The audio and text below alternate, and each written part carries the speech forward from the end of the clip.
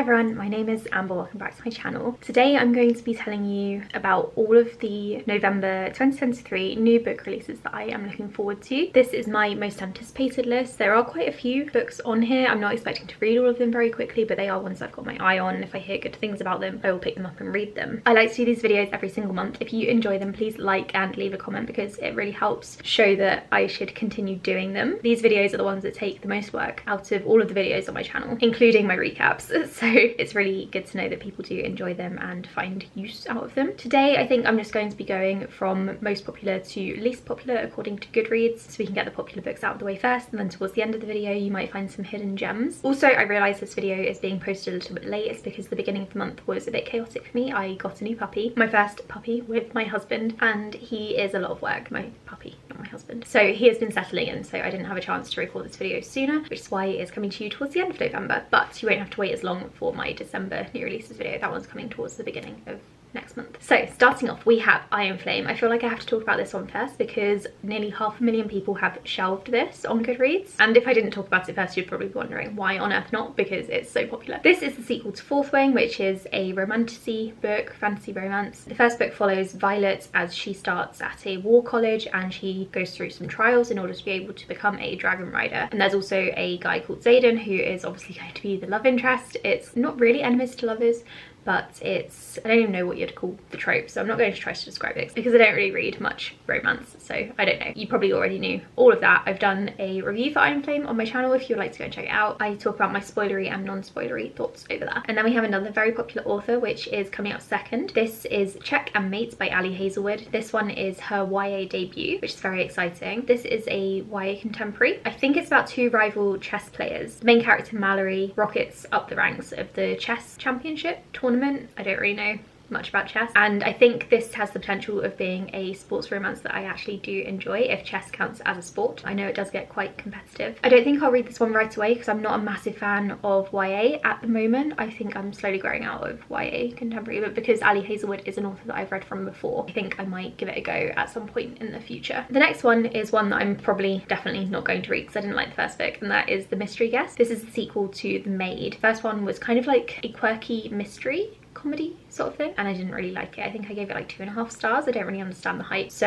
this one is the follow-up to that, and I don't think the first one needed a follow-up, but I've put it on this list just in case you were interested and you wanted to know when the sequel was coming out. Then we have Bookshops and Bonedust. This one is also already out. This is the prequel to Legends and Lattes. This one is set in a bookshop. I haven't decided whether I want to read this one or not yet. I feel like Legends and Lattes didn't really need a prequel because we already knew what happened to the main character before she started a coffee shop, and the coffee shop creation in Legends and Lattes was my favourite thing about that book. That's not what's going to happen in this one, because obviously the one in Legends and Lattes was her first ever coffee shop. So I don't really know if we need to follow Viv again. Maybe it would have been good to have a sequel or a prequel following a different character. So I don't know if I want to read this one straight away. Let me know if you've read it in the comments below and tell me whether or not I should read it. And then we have Betting on You by Lynn Painter. This is another YA contemporary, I think. All I know about this one is that it's a contemporary romance book with fake dating set in Nebraska, and I don't think I've read anything set in Nebraska so far.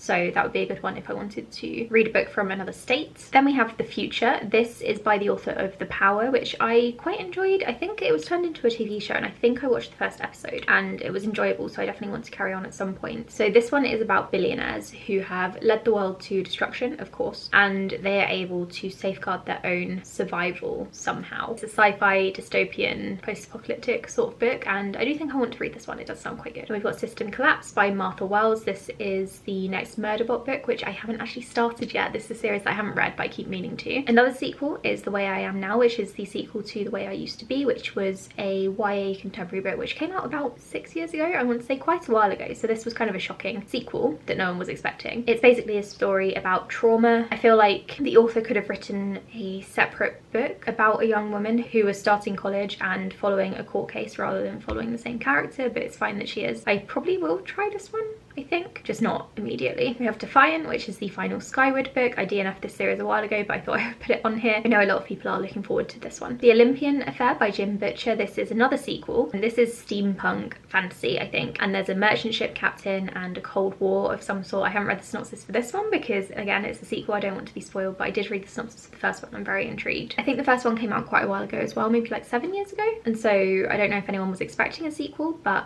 I want to give it a go. I definitely want to try the first book. Hunt of Dark Waters. This is the first in a fantasy romance series by the author of Neon Gods, which you may have heard of. The main character is a witch who falls through a portal, which leads her to another realm, and then she meets a band of seafarers and a telekinetic ship captain. I quite like the sound of it, to be honest. I did start Neon Gods, but I didn't finish it, so maybe I want to read that series first, or I might just go straight into this one. This one does sound quite good. All the Little Raindrops. This is about two people who were abducted together as teenagers, so they share this tragic past. One of their fathers killed one of their mothers. I don't know which way round it is, but one of them had a father who killed the other's mother. They were abducted, and then together they had to escape. And then years later, one of the characters becomes a private investigator, and she reaches out to the other one for help with the case. So I'm very intrigued by this one. I really like the idea of them having past tensions and some sort of like strained relationship, and then them getting back in touch later on. I don't know any other details. I don't know if it's going to be told in like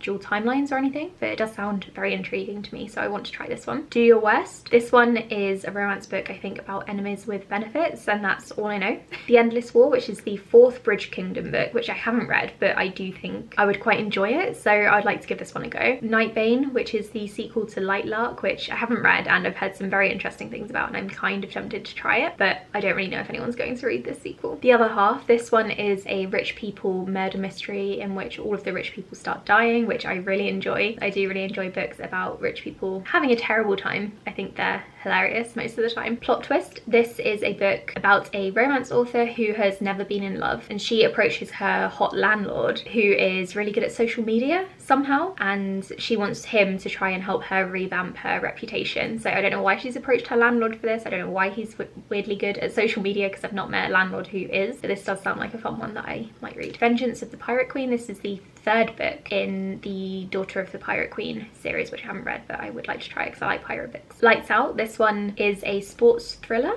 which it follows a sports reporter who is looking into the death of an NBA superstar, and her best friend, who is the guy's wife, is the main suspect, so she's having to look into her best friend and try to prove her innocence, I guess. I don't know, it sounds quite good, but I don't really like sports books, so we'll see if I pick this one up. Good Girls Don't Die. This one I actually have on my Kindle from NetGalley, but I haven't read it yet. I haven't really read the whole synopsis because it's some sort of thriller and it sounds very mysterious. So I know that it's about three women who are trapped inside stories they know aren't their own, and I've started this one. I've read the first maybe 10 pages, and the main character has woken up. She's been called by a different name, and she has a family that she doesn't know. She doesn't know their names or anything, so she needs to try to find her phone and try to figure out what's going on, but she hasn't kept her phone where she knows that she would have kept it, like on the charger next to her bed or whatever. So she needs to figure out what's going on. So this one is very intriguing. So far I'm looking forward to reading it. Last Night at the Hollywood Canteen. This is historical fiction in which a despised film critic is found murdered at an exclusive canteen. I think it sounds very good,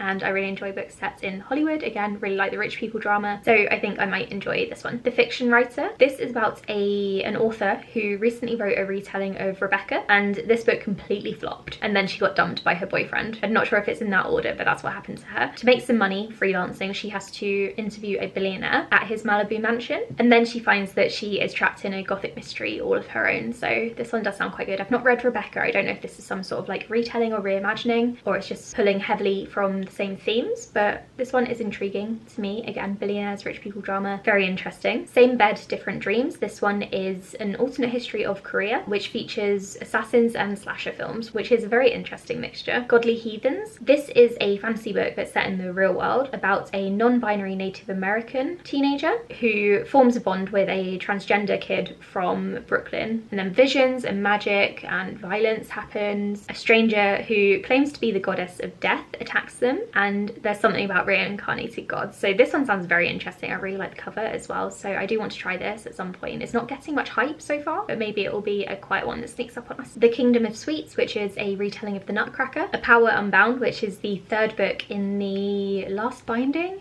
series, I think it's called. Haven't read the first two yet, but I do have the first one on my shelf, which I will be reading at some point soon. Where He Can't Find You. This is by Darcy Coates, who is a very popular horror author. I think this one is a thriller kind of horror about a monster called the Stitcher, and the tagline is "Don't walk alone or the Stitcher will find you," and that's all I need to know. I'm very intrigued by this one. I think it does sound very interesting and also very creepy. Keep Your Friends Close by Lucinda Berry. In this book, the president of the Hollywood Mums Club is found dead in her pool, and the party guests are all suspects. Again, rich people drama, thriller, Hollywood, love the sound of it. Powerless, I have this one from NetGalley as well, but I haven't read it yet. This one is a fantasy book about elites and ordinaries. The main character saves a prince who I guess is the elite, and the main character is then thrown into some trials for some reason. I quite like books about trials, so I'm going to give this one a go. The Temple of Fortuna, this is the third book in the Wolf Den series. I can't remember if that's the series name or not. I haven't read the first one, but I do have it on my shelf, so I'll get to it eventually. It's historical fiction set in ancient Rome. Again and Again, this one I also have as a NetGalley book. This one is about an old man who lives in a nursing home, and he is insisting that he has lived several lives before, which started in medieval Spain as a thief, and he is, I guess, I'm not sure if he's a time traveler or if he has just like reincarnated or what's going on here, but I do really enjoy the sound of it, so that's why I picked it up from NetGalley, but I haven't read it yet. Only She Came Back. This one is about a true crime fan who befriends a former classmate who is suspected of murdering her influencer boyfriend. So this is again like rich people, social media, influencer drama, which I love the sound of. Really enjoy thrillers set around this. The Gilded Crown. This one is a debut fantasy, which is about a woman who can bring people back from the dead and a princess who must protect her throne.